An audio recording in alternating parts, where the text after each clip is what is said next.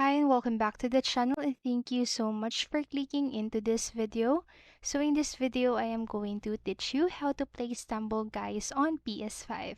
So make sure that you stay until the very end of this video so you won't miss any important step or information. Without further ado, let's get on it. So actually, Stumble Guys is not yet available to play on your PS5. But don't you worry because there is already a confirmation that Stumble Guys will be available for the PS5 and the PS4.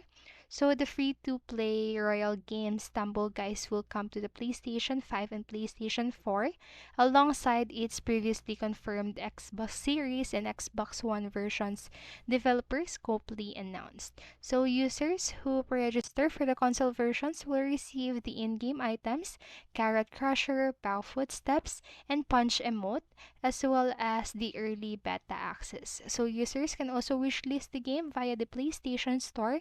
And if you want to play the Stumble Guys right now, you can do that because it is available or currently available for PC via Steam, iOS via the App Store, and Android via Google Play.